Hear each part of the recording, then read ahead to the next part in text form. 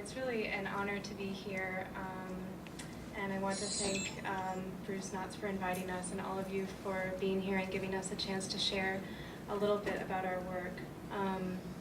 No More Deaths is a community organization and a ministry of the Unitarian Universalist Church of Tucson that strives to prevent the suffering and death of people in the Arizona desert, people whose human right to mobility and to seek a way to provide for their families is being denied. And as Bruce said, I work with our abuse documentation project, in which we interview people recently deported from the United States about their experiences in the custody of the U.S. Border Patrol. And I want to begin by sharing 3 stories gathered by our volunteers in the last 15 months.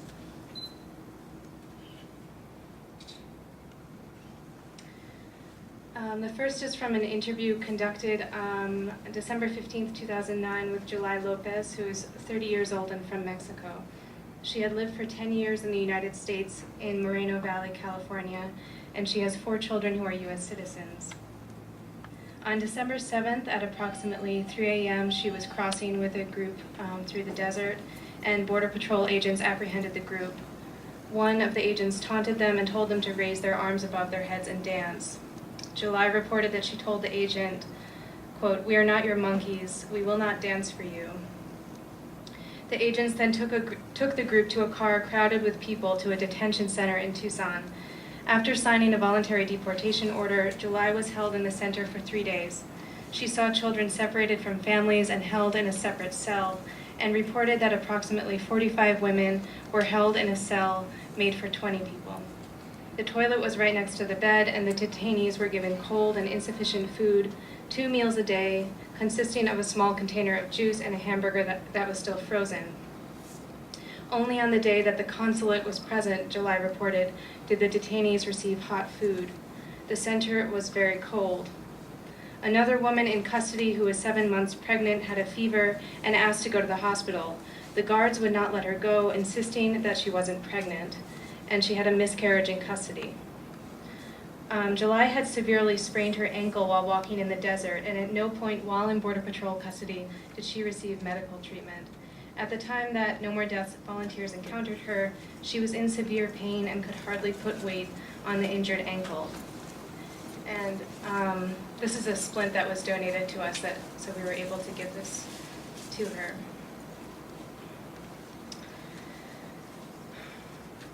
The second story I want to share is that of a young man from Sonora, Mexico, who requested to remain anonymous. He reported the following on February 18th, 2010. While attempting to cross after walking for 3 days in the desert, he and his friend were apprehended on February 15th by 3 U.S. Border Patrol agents. The agents accused the interviewee of carrying drugs, and one beat him in the head with the butt of a pistol. He collapsed to the ground and was bleeding heavily from the gash in the left side of his head. The agents called an ambulance, which came and brought the interviewee to a hospital. He reported that he received staples in his head at the hospital, but when he was released, he did not receive any papers or documents about the injury he had sustained or the treatment he received. After being released from the hospital, he and his friend were taken into custody in Tucson, where they were given deportation papers in English to sign. They were given only crackers and juice to eat. They were deported on February 18th. The friend who witnessed the assault and was present during the interview confirmed the interviewee's testimony. At the time of the interview, the man appeared to be in a state of shock. And the third story I want to share has to do with Julio Martinez Calderon, who was 54 years old and from Sinaloa. Julio had lived for 35 years in Los Angeles, working at the downtown swap meet. He had 5 children, all of whom are citizens, and a wife. He returned to Sinaloa to see his sick mother. On his way back, after spending $400 to cross in Agua Prieta, he was apprehended by a Border Patrol agent in the desert. The agent, after handcuffing Julio and putting him in the vehicle, was driving recklessly and very quickly, and the patrol truck flipped over in a ditch. Both of the women riding with Julio were injured, one of them bleeding from the head. Julio fainted after the accident and sustained a serious back injury. He was taken to the hospital in Douglas, Arizona, where he spent 2 nights. He refused to sign a voluntary deportation order, wanting to pursue his complaint, a complaint about his injury. And agents yelled at him, threatened him, and held him for 24 hours without food or water. He was told that if he signed the papers, he could see a doctor again and get more pills for the pain.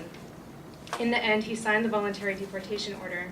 He was deported on October 29th with a back brace and a week's worth of oxycodone. On November 5th, 2010, at the time of the interview, Julio was still in a lot of pain, still wearing the back brace, had trouble walking, and was out of his oxycodone.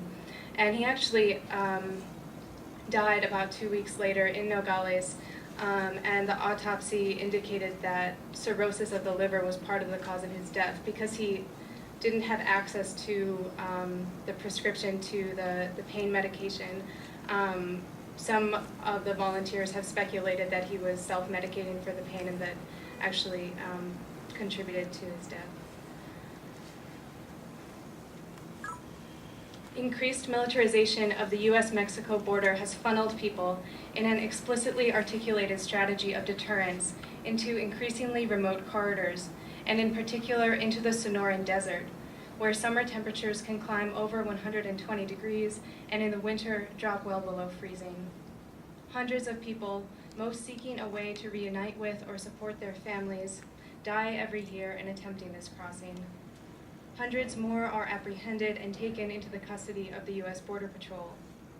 Then they are either given criminal sentences to serve in one of the many private prison facilities in Arizona, or they are deported, often with injuries and trauma sustained in the crossing or in custody and without means to reach their family.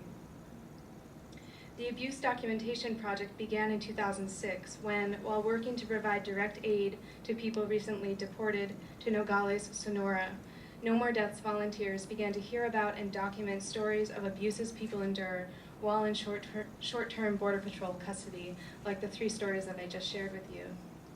The Border Patrol currently has no publicly available standards for treatment of people held in custody, and the documents we have obtained through FOIA requests filed jointly with the ACLU have been heavily redacted.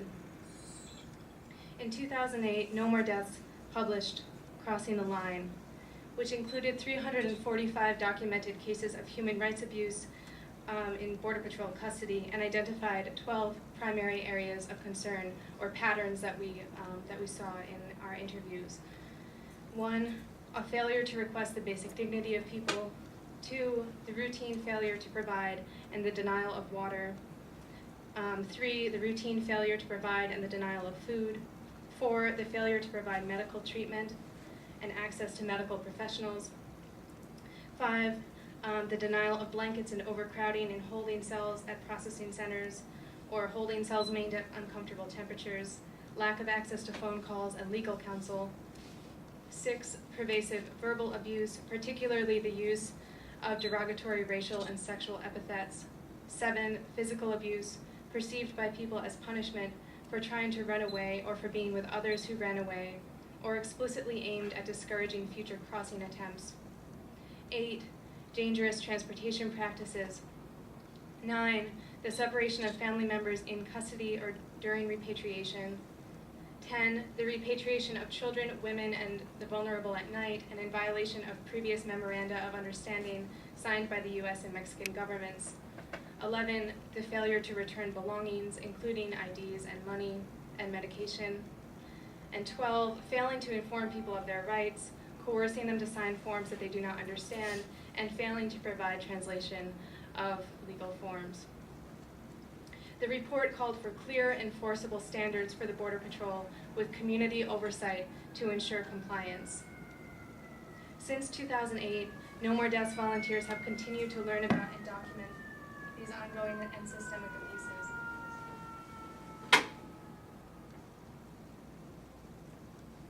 I'm sorry. We have seen the trends represented in Crossing the Line continue, accompanied too by more recent accounts of what seems to be deliberate psychological abuse, including, for example, the repetitive playing in detention centers of meager corridos, which are songs about people dying in the desert, and deliberate efforts to prevent people from sleeping by banging on cell doors repeatedly and things like this.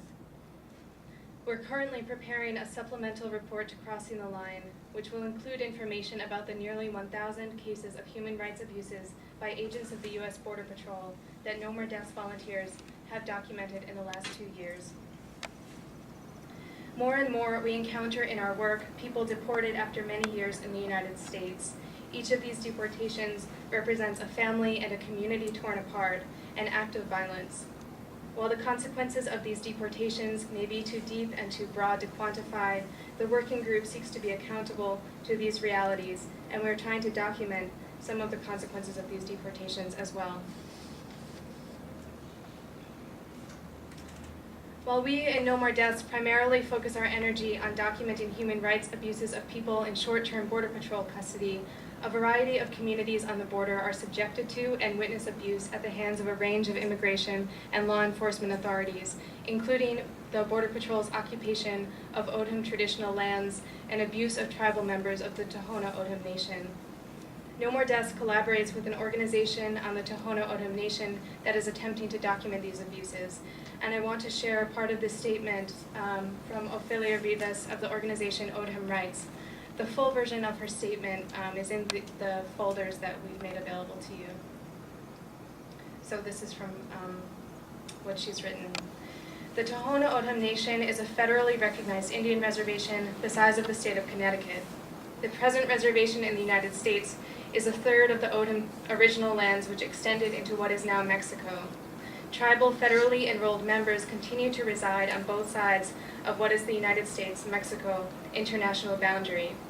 And the O'odham continually cross the border at traditional routes and the U.S.-Mexico port of entry to visit families, conduct ancient ceremonies, and follow Catholic pilgrimages. The militarization of the southern United States border and enforcement of immigration policies and laws that have criminalized and restricted undocumented peoples immediately impacted the O'odham. As we are brown pigmented and dark-haired people, we have become criminals and undocumented people illegally trespassing on our own ancient homelands. And this is one personal story that she recounts. Quote, in 2002, I was traveling from my village of Alijek, which is just less than a quarter of a mile from the border on the Tohono O'odham Nation. My daughter, who is a single parent, lived and worked in Tucson with her young son. We had our annual harvest ceremony in the village, where I participated in the all-night ceremony. I was traveling with my daughter on State Highway 86 that runs through the reservation. I was asleep in the back seat as I would be watching my grandson while my daughter went to work. We were stopped by a Border Patrol agent west of the community of Covered Wells on the Tohono O'odham Nation, who immediately went to the back window to look at me. I sat up at that time and rolled my window down. He aggressively pulled the door to the car open. He said that I should say if I was a Mexican or American citizen.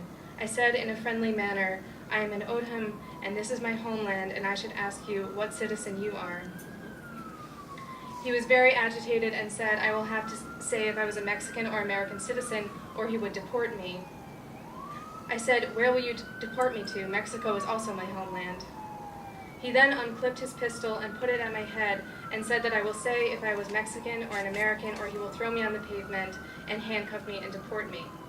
My daughter started crying and my grandson started crying. By then, another Border Patrol vehicle arrived to witness what was happening. The second Border Patrol agent shouted at the first Border Patrol agent to get in his vehicle, which he did. The second Border Patrol agent looked at us and told us to go on. Last January, No More Deaths and O'odham Rights, in partnership with resource centers in Naco and Agua Prieta, also involved in documentation of Border Patrol abuse, began to file official complaints with the Office of Civil Rights and Civil Liberties in the Department of Homeland Security. To date, No More Deaths has filed over 75 official complaints with CRCL. Established specifically to address complaints of civil rights and civil liberties violations by employees of DHS or constituent agencies, CRCL is mandated to investigate each complaint they receive. In the last year, filing organizations have met twice with representatives of the office and received indication that some of the cases we have filed will be investigated. Despite these steps forward, at the time of this presentation, CRCL has not, to our knowledge, completed an investigation of any of the complaints we have filed. We are concerned that these established channels are inadequate to address the humanitarian crisis on our border and the systemic human rights abuses of people in Border Patrol custody that we continue to document. It's especially important then to have this opportunity to bring this urgent situation to the attention of the international community and make public what has been made invisible for too long. Thank you.